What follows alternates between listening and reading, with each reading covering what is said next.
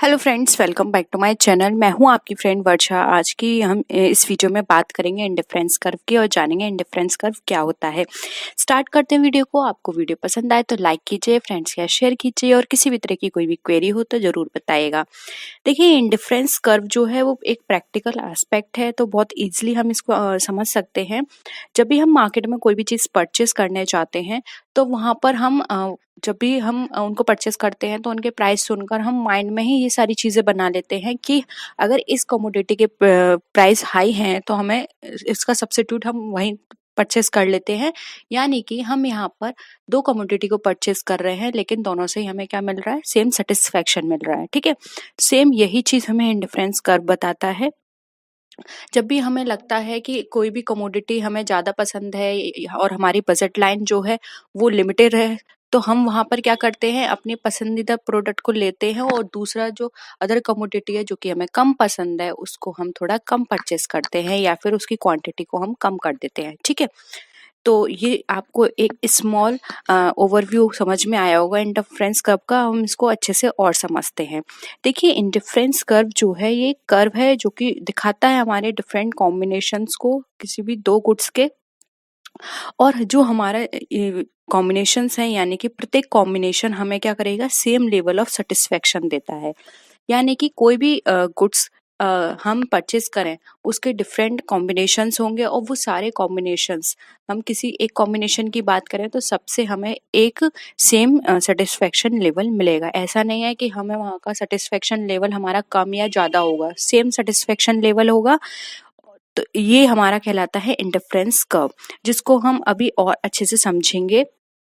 देखिए, ये है हमारा इंडिफरेंस सेट जिसके थ्रू आप इजीली और समझ सकते हैं। ये हमारे कॉम्बिनेशंस दो गुड्स के होते हैं, जैसे कि आप इस चार्ट में देख रहे हैं। कॉम्बिनेशन है ABCD, चार कॉम्बिनेशंस हमने यहाँ पे लिए हैं। और जो हमारे दो गुड्स हैं, एक है हमारा नंबर ऑफ एप्पल्स, एक है नंबर ऑफ ऑरेंजेस। देखिए, यहाँ पर हम दो फ्रूट्स की बात करें तो दोनों ही मुझे बहुत पसंद है। आप बताइए आपको कौन सा फ्रूट ज़्यादा पसंद है। तो यहाँ पर क्या है, हमें लेकिन इस एग्जाम्पल में हमने ये दिखाया है कि एप्पल हमें थोड़ा ज़्यादा पसंद है इन कंपैरिजन टू ऑरेंज। तो हम क्या करेंगे, ऑरेंज की क्वांटिटी को कम कर देंगे और एप्पल की क्वांटिटी को हम अपना बढ़ा देंगे। ठीक है, तो देखिए यहाँ पर अ, आप इसी तरह जब अपने एग्जाम में बनाएंगे चार्ट तो इसी तरह समझाइएगा, एग्जाम में भी बहुत अच्छा होगा इस तरह से लिखना। अब ये चार्ट आप कैसे बनाएंगे तो ये भी आप समझ लीजिए। देखो, पहले इसको काउंट करिए, ये टोटल कितना आ रहा है, 1 2 3 4 10। तो यहाँ पे 10 लिखिए। अब 10 में से यहाँ पे 3 माइनस करिए, ये 7 आ गया। 7 में से 2 माइनस करिए, 5 आ गया। 5 में से 1 माइनस करिए, 4 आ गया। इजिली बन गया। अब देखिए, पहले मैंने एप्पल की एक क्वांटिटी परचेस की, उसके और साथ में ऑरेंज की 10 क्वांटिटी ली। अब मुझे लगा कि एप्पल जो है वो ज़्यादा मीठा है, ज़्यादा अच्छा है, तो मुझे अब एप्पल की क्वांटिटी या फिर मुझे पसंद है ज़्यादा एप्पल, तो मैंने क्या किया, बाद में एप्पल की क्वांटिटी को बढ़ा दिया और वहाँ पे ऑरेंज की क्वांटिटी, क्योंकि मेरी बजट लाइन सेम है, मेरा बजट तो अब बढ़ नहीं गया, बजट मेरा उतना ही है, तो मैंने क्या किया, ऑरेंज की क्वांटिटी को कम कर दिया। तो यहाँ पे मैंने नेक्स्ट टाइम 2 क्वांटिटी इसके लिए और इसकी 7 क्वांटिटी कर दी, यानी कि रिड्यूस कर दिया। यानी कि एक क्वांटिटी ये बढ़ाने के लिए मुझे यहाँ पे कितनी, 3 क्वांटिटी को सेक्रीफाइस करना पड़ा। ठीक है, तभी नेक्स्ट टाइम फिर मुझे लगा कि मुझे और चाहिए एप्पल, तो मैंने क्या किया, एक और क्वांटिटी इंक्रीज कर दी और यहाँ पे 2 अपने ऑरेंजेस सेक्रीफाइस कर दिए, यानी कि ऑरेंज मैंने अब 5 परचेस किए। नेक्स्ट कॉम्बिनेशन में मैंने क्या किया, 4 क्वांटिटी इसके लिए और 4 क्वांटिटी ही इसके लिए। तो यहाँ पर मुझे एक सेक्रीफाइस करना पड़ा। ठीक है, तो इस तरह से क्या हुआ, लेवल सेटिस्फेक्शन का लेवल जो है दोनों में सेम था, लेकिन क्या है, यहाँ पे एप्पल की क्वांटिटी मेरी क्या है, बढ़ती चली गई और यहाँ पे इसकी क्वांटिटी मेरी डिक्रीज होती चली गई। ये है मेरा इंडिफरेंस कर्व। अब इसको चार्ट के थ्रू आप और अच्छे से समझ सकते हैं। देखिए, चार्ट बनाते हैं हम। ये है मेरा एप्पल और ये है मेरा यहाँ पे बनाना। ठीक है, अब देखिए 1 2 3 4 5। अब देखिए, आपने यहाँ पर देखा होगा, मैंने यहाँ पे पहले कितना बनाना की कितनी बनाना या फिर ऑरेंज था मेरा। ठीक है, ऑरेंज। यहाँ पे मेरी 10 क्वांटिटी थी ऑरेंज की, बनाना की, सॉरी ऑरेंज की। इसकी मैंने 10 क्वांटिटी ली और इसकी मेरी कितनी क्वांटिटी थी, 1। तो मेरा इंडिफरेंस कर्व कैसा बनना, इस तरह से मेरी इंडिफरेंस कर्व बनेगा। फिर मैंने क्या किया, इसकी 2 क्वांटिटी ली और इसकी क्वांटिटी मेरी अब कितनी हो गई, 7। तो देखिए ये मेरा यहाँ पर 7 है और इसकी हो गई क्वांटिटी 2। ठीक है, अगेन फिर क्या हुआ, अब 5 क्वांटिटी मेरी इसकी रह गई ऑरेंज की और इसकी क्वांटिटी मैंने बढ़ा दी, ये हो गई मेरी 3। ठीक है, नेक्स्ट टाइम क्या हुआ, इसकी क्वांटिटी और कम कर दी, ऑरेंज की, एप्पल की क्वांटिटी और बढ़ा दी। ठीक है, फिर नेक्स्ट इसकी और बनाना की या ऑरेंज जो भी मेरा सेकंड यूनिट है उसकी मैंने क्वांटिटी और कम कर दी, लेकिन एप्पल की मैंने क्वांटिटी बढ़ा दी। तो मेरा इंडिफरेंस कर्व किस तरह से बना, इस तरह से। ठीक है, ये है मेरा इंडिफरेंस कर्व। ठीक है, ये मेरा इस तरह से बना। तो ये इंडिफरेंस कर्व है, ये बताता है मुझे कि जैसे ही मैंने एक क्वांटिटी या फिर एक कमोडिटी को मैंने ज्यादा परचेस करना चाहा तो मुझे दूसरा सेक्रीफाइस करना पड़ा। यहाँ पर पहले मुझे इसकी इतनी क्वांटिटीज ले रही थी मैं और इसकी कम क्वांटिटीज ले रही थी एप्पल की। अब मैंने बनाना की क्वांटिटी को सेक्रीफाइस किया, तभी मैंने एप्पल की क्वांटिटी ली, क्योंकि यहाँ पर जो मेरी बजट लाइन है वो क्या है, मेरी लिमिटेड है। बजट मेरा उतना ही है, मुझे इसी में एडजस्ट करना पड़ेगा, फिर चाहे मैं एक्स कमोडिटी को सेक्रीफाइस करूं या वाई कमोडिटी को सेक्रीफाइस करूं। लेकिन ये जितने भी कॉम्बिनेशंस बनेंगे, जैसे कि देखिए हम इनका नाम रख देते हैं A B C D E. ये मेरे कितने कॉम्बिनेशन बने, 5 कॉम्बिनेशन बने। इन 5 कॉम्बिनेशन में, सब कॉम्बिनेशंस में मुझे सेम लेवल ऑफ सेटिस्फेक्शन मिलेगा। ऐसा नहीं है कि मुझे ए पे ज्यादा सेटिस्फेक्शन मिल रहा है, बी पे ज्यादा मिल रहा है या सी पे ज्यादा मिल रहा है, सब पे सेटिस्फेक्शन मेरा सेम होगा। बस क्या है कि यहाँ पर मेरी लाइक डिसलाइक के अकॉर्डिंग मैंने अपनी क्वांटिटीज को कम में और ज्यादा कर दिया, कि मुझे एप्पल ज्यादा पसंद है तो मैंने एप्पल की क्वांटिटी बढ़ा दी, या फिर मुझे ऑरेंज ज्यादा पसंद है तो मैंने ऑरेंज की क्वांटिटी बढ़ा दी। ठीक है, तो ये इसके अकॉर्डिंग सारी चीजें चलती हैं। तो ये तो आपका हो गया इंडिफरेंस कर्व। आई थिंक आपको यहाँ पे इंडिफरेंस कर्व का कॉन्सेप्ट समझ में आया होगा। इंडिफरेंस कर्व हमारे दो कमोडिटीज के कॉम्बिनेशंस को बताता है कि हम इसके जितने भी कॉम्बिनेशंस बनेंगे सबसे सेम लेवल ऑफ सेटिस्फेक्शन मिलेगा, लेकिन यहाँ पर क्या है, हम अपने पसंद के अकॉर्डिंग उनको कम या ज़्यादा कर सकते हैं। ठीक है, अब देखिए इनकी प्रॉपर्टीज देख लेते हैं। प्रॉपर्टीज से आपको इंडिफरेंस कर्व और अच्छे से समझ में आ जाएगा। देखिए इंडिफरेंस कर्व की जो सबसे इम्पोर्टेंट और सबसे इजी प्रॉपर्टी है, आपने अभी चार्ट मैंने आपको बनाया था उससे भी आप समझ गए होंगे, indifference curve are negatively slope. देखिए मैंने आपको यहाँ पे चार्ट बना के दिखाया, तो इंडिफरेंस कर्व आपका ऐसा चल रहा था। ठीक है, तो ये क्या है, नेगेटिवली स्लोप है। अब ये नेगेटिवली स्लोप क्यों है, देखिए आपने बहुत सारे चीजें पढ़ी हैं, जैसे कि आपने डिमांड कर्व पढ़ा है, आपने डिमांड कर्व में क्या है, क्यों क्वांटिटी प्राइस ये सारी चीजें आपने उसमें देखी थी, डिमांड एंड सप्लाई। तो ये क्यों होता है यहाँ पे इंडिफरेंस कर्व नेगेटिवली स्लोप, क्योंकि यहाँ पर कमोडिटीज जो भी हमने बात करी थी एप्पल की और ऑरेंज की, ठीक है, वो क्या थी, इनवर्स रिलेशन था। यानी कि जब आप एक कमोडिटी को बढ़ाते हैं तो दूसरी कमोडिटी पे क्या है, नेगेटिव इफेक्ट पड़ेगा और वो क्या है, उसकी क्वांटिटी कम हो जाएगी। इसीलिए यहाँ पर इसका जो कर्व है वो हमारा नेगेटिवली स्लोप होता है, पॉजिटिव स्लोप नहीं है, क्योंकि ये जो दो कमोडिटी हमें दे रखी हैं इसमें क्या है, नेगेटिव रिलेशन है। ठीक है, या फिर इनवर्स रिलेशन है, इसलिए हम ये बोलते हैं कि यहाँ पर हमारा जो स्लोप बनता है वो नेगेटिवली स्लोप होता है, क्योंकि यहाँ पर हम दो कमोडिटी को कंपेयर कर रहे हैं। ठीक है, ये सिंपल है, ये वाली आपको प्रॉपर्टी समझ में आ गई। अब देखिए सेकंड प्रॉपर्टी पे जाते हैं। सेकंड प्रॉपर्टी ये हमें बता रही है कि इंडिफरेंस कर्व जो है वो हमारा convex to the point of origin है। अब ये convex to the point of origin का मतलब यहाँ पर क्या है, तो देखिए यहाँ पर कॉन्वेक्स का मतलब, यहाँ पे देखो एक और चीज लाई करेगी जिसको बोलते हैं MRS। क्या बोलते हैं, MRS, इसको बोलते हैं मार्जिनल रेट ऑफ सब्स्टिट्यूशन। अब देखिए यहाँ पर ये हमें इसका कॉन्सेप्ट यहाँ पर ये है कि अगर हम किसी भी कमोडिटी की एक क्वांटिटी, यानी कि कोई भी कमोडिटी, जैसे कि एप्पल था हमारे एग्जाम्पल में, एप्पल की अगर हमने क्वांटिटी को इंक्रीज किया तो एप्पल की इस एक क्वांटिटी को इंक्रीज करने में हमें ऑरेंज की कितनी क्वांटिटी को सेक्रीफाइस करना पड़ गया। देखिए मैंने आपको एक एग्जांपल भी बताया था, यहाँ पर स्टार्टिंग में एक टेबल बताई थी, जैसे कि एप्पल है 1 2 3 4 ये था, और ये है ऑरेंज। अब देखिए ये कितना हो गया 10, 10 में से 3 माइनस किए 7, 7 में से 2 माइनस किया 5 और ये हो गया 4। तो देखिए मार्जिनल रेट ऑफ सब्स्टिट्यूशन यहाँ पर आप इजीली समझ सकते हैं। जैसे कि एप्पल मेरी फर्स्ट क्वांटिटी थी, अब मेरे को अपनी एप्पल की एक क्वांटिटी, यहाँ पे कितना हुआ सिर्फ एक क्वांटिटी इंक्रीज हुई, तो मुझे इसकी कितनी सेक्रीफाइस करनी पड़ गई 3 क्वांटिटी।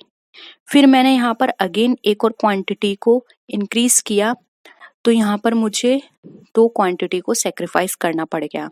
फिर यहाँ पे अगेन मैंने एक और क्वांटिटी को इंक्रीज किया, तो मुझे यहाँ पर एक क्वांटिटी को सेक्रीफाइस करना पड़ गया, यानी कि मार्जिनल रेट ऑफ सब्स्टिट्यूशन मेरा यहाँ पर क्या हुआ डाउन में चला गया। मार्जिनल रेट ऑफ सब्स्टिट्यूशन हमेशा डाउनवर्ड होता है, डिक्रीज में होता है, क्योंकि यहाँ पे हमारा सेक्रीफाइसिंग रेशियो क्या है डिक्रीज हो रहा है। देखिए पहले मैंने 3 क्वांटिटी को सेक्रीफाइस किया, उसके बाद 2 को सेक्रीफाइस किया, उसके बाद 1 को सेक्रीफाइस किया।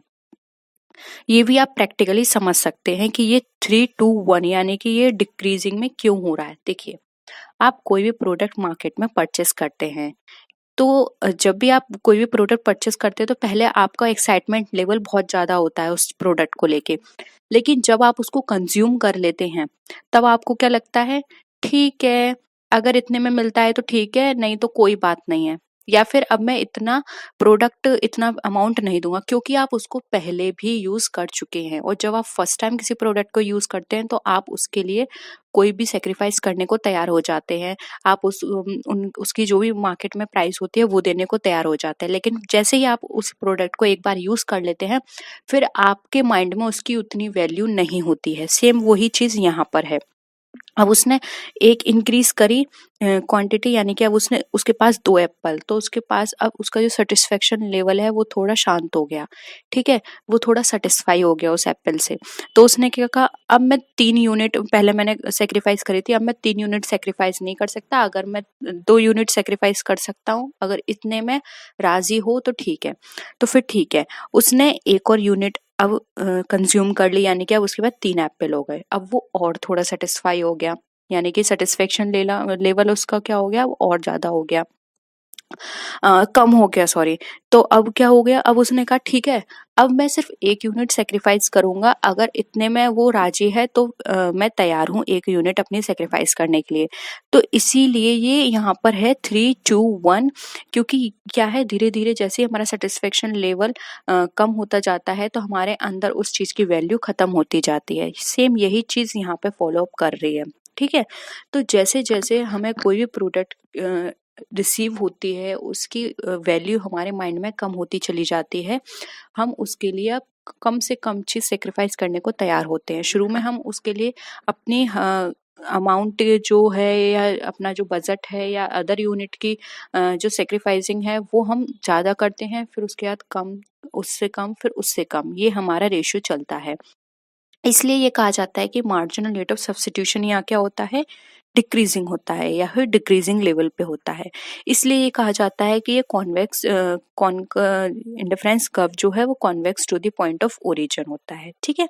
प्रैक्टिकल चीजें हैं, आप इजीली अपने रियल लाइफ में भी ये सारी चीजें देखते हैं, तो ये बहुत इजी है आपके लिए समझना। आई होप ये पॉइंट आपको क्लियर है, ठीक है। अब देखिए नेक्स्ट पॉइंट पर आते हैं।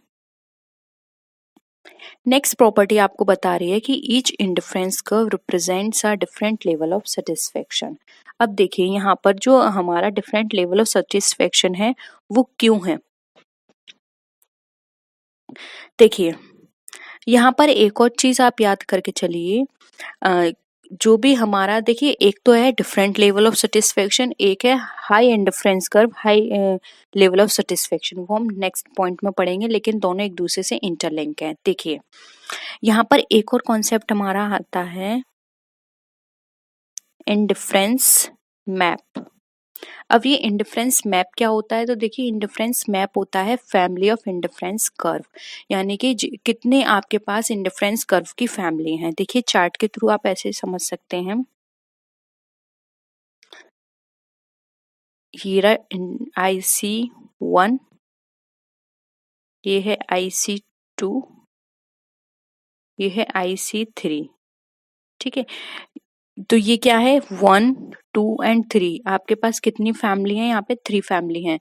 तो इंडिफरेंस कर्व की फैमिली को ही इंडिफरेंस मैप बोला जाता है। ये हमारा चार्ट है इंडिफरेंस मैप का, और यहाँ पर देखिए ये बता रहे हैं each indifference curve represent a different level of satisfaction. अब देखिए यहाँ पर ये एक कर्व है, इसका सेटिस्फेक्शन अलग होगा, ये हमारा यहाँ पे डिफरेंट लेवल ऑफ सेटिस्फेक्शन होगा, और यहाँ पर डिफरेंट लेवल ऑफ सेटिस्फेक्शन होगा। क्यों? क्योंकि देखिए पहले हम कमोडिटीज की इतनी परचेस कर रहे हैं, ये है हमारा यहाँ पे Y यूनिट और ये है X यूनिट, X की इतनी ली, ठीक है, ये रहा हमारा। अगर हम अपने बजट लाइन को बढ़ा देते हैं, क्योंकि बजट लाइन बढ़ाएंगे तभी हम प्रोडक्ट को ज्यादा परचेस कर पाएंगे। अगर हम बाई चांस बजट बढ़ा देते हैं हमारा, तो मेरे को अब इसकी इतनी क्वांटिटी परचेस करने को मिलेगी और मैं एक्स की इतनी परचेस कर पाऊंगी, ठीक है। तो यानी क्या हो गया, अब यहाँ पे मेरा सेटिस्फेक्शन लेवल वाई से भी ज्यादा मिल रहा है और यहाँ पे मुझे एक्स से भी ज्यादा मिल रहा है। अगर मैं अपना बजट और बढ़ा देती हूँ, तो अब देखिए अब मुझे इतनी वाई की कमोडिटी मिलेगी और एक्स की मुझे इतनी मिलेगी, ठीक है। तो यानी क्या हो गया, each difference curve represents a different level of satisfaction. यहाँ पर मुझे ये एक पॉइंट ए हो गया, ये बी हो गया, ये सी हो गया। अब तीनों पॉइंट पर मुझे डिफरेंट लेवल ऑफ सेटिस्फेक्शन मिल रहा है, ठीक है। समझ में आया, ये पॉइंट इसलिए है। ये वाला आप सेटिस्फेक्शन लेवल ये मत समझिएगा, क्योंकि यहाँ पर तो मैंने आपको ये बताया है, जैसे कि पॉइंट ए बी सी, ये जो पॉइंट होते हैं एक ही कर्व पर, वहां हमारा सेटिस्फेक्शन लेवल सेम होता है। लेकिन यहाँ तो वो ईच इंडिफरेंस, यहाँ तो इंडिफरेंस कर्व ही उन्होंने सेपरेट कर दिया। यहाँ एक ही इंडिफरेंस कर्व है, यहाँ 3 इंडिफरेंस कर्व है। यहाँ पर हमारा डिफरेंट होगा सेटिस्फेक्शन लेवल, लेकिन यहाँ पर हमारा डिफरेंट नहीं होगा, यहाँ पर सब पर हमारा सेम होगा। कंफ्यूजन नहीं है ना आपको? कंफ्यूजन है तो प्लीज जरूर बता दीजिएगा, इस पॉइंट को हम फिर से डिस्कस कर लेंगे। यहाँ पर अगर हमारा इंडिफरेंस कर्व अलग है तो हमारा डिफरेंट लेवल ऑफ सेटिस्फेक्शन भी होगा, और ये हमारा कहलाता है डिफरेंट मैप, इंडिफरेंस मैप, जिसको हम बोलते हैं फैमिली ऑफ इंडिफरेंस कर्व, ठीक है। अब देखिए नेक्स्ट पॉइंट पर आते हैं। नेक्स्ट पॉइंट है हमारा यहाँ पे higher indifference curve represent higher level of satisfaction. देखिए अभी जो मैंने आपको पॉइंट बताया था ये उसी से रिलेटेड है। यहाँ पे हमारा इंडिफरेंस मैप आता है, देखिए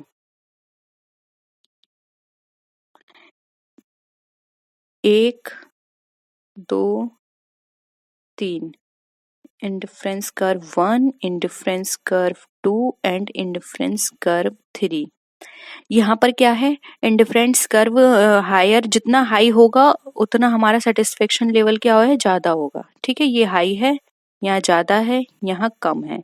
यहाँ पर मुझे y की क्वांटिटी भी कम मिल रही है और यहाँ पे x की क्वांटिटी भी कम मिल रही है। यहाँ y की क्वांटिटी ज्यादा मिल रही है और x की क्वांटिटी ज्यादा मिल रही है।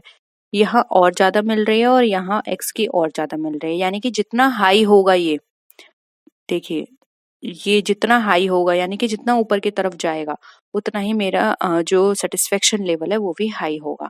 High indifference curve represents high level of satisfaction, ठीक है। ये भी क्लियर होगा, क्योंकि यहाँ पर हमारा डिपेंड करता है कि हमने कौन सा कॉम्बिनेशन हमने चूज किया है। जिस तरह का हम कॉम्बिनेशन चूज करेंगे उस तरह का हमारा इंडिफरेंस कर्व हमें हाई सेटिस्फेक्शन देगा, ठीक है। सिंपल है, इजिली आपको ये भी प्रॉपर्टी समझ में आ गई। अब देखिए next property, indifference curve touches neither x-axis nor y-axis because it is assumed that a consumer buys a combination of two goods। अब देखिए यहाँ पर ये बताया गया है कि जो हमारा इंडिफरेंस कर्व है वो हमारा ना तो एक्स एक्सिस पर टच करता है ना वाई एक्सिस पर टच करता है, क्योंकि ये हम अज्यूमशन लेके चलते हैं कि हमारे जो कॉम्बिनेशंस हैं वो हम कंज्यूमर दो कमोडिटी या दो गुड्स के कॉम्बिनेशंस वो परचेस कर रहा है। देखिए इंडिफरेंस कर्व इंटरसेक्ट इसलिए नहीं करता क्योंकि हमारा जो इंडिफरेंस कर्व होता है वो हमें डिफरेंट सेटिस्फेक्शन दे रहा है। ठीक है, देखिए, और ये इसलिए भी टच नहीं करता, एक कारण इसका फ्रेंड्स ये भी होता है कि ऐसा कभी नहीं हो सकता कि हम कभी भी कोई भी क्वांटिटी को, यानी कि हमारा जो कंजम्पशन लेवल है जीरो हो, ऐसा कभी नहीं हो सकता। हमारा बजट कितना भी कम क्यों ना हो, ऐसा कभी नहीं होगा कि हम कभी भी कुछ भी परचेस ना करें। भले ही हम उस क्वांटिटी को बहुत कम कर देंगे लेकिन हम परचेस करेंगे। ठीक है, ऐसा बिल्कुल नहीं हो सकता कि हम कभी भी कोई भी चीज़ कंजम्पशन ना करें। कंजम्पशन हमारा होगा चाहे हमारा बजट कितना भी कम क्यों ना हो। इसलिए ये हमारा जो इंडिफरेंस कर्व है कभी एक दूसरे से इंटरसेक्ट नहीं करता।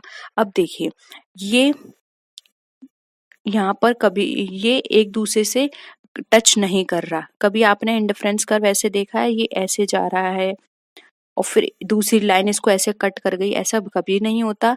यहाँ पर every indifference curve different satisfaction level रखता है, इसीलिए यहाँ पर जो हमारा इन एक्स एक्सिस है और वाई एक्सिस पे कभी भी हमारा इंडिफरेंस कर्व टच नहीं करता है। ठीक है, तो ये थी प्रॉपर्टीज। होप यहाँ पे इंडिफरेंस कर्व आपको इजीली समझ में आया होगा। पूरा कॉन्सेप्ट इंडिफरेंस कर्व क्या होता है, इसकी प्रॉपर्टीज आपको समझ में आई होंगी।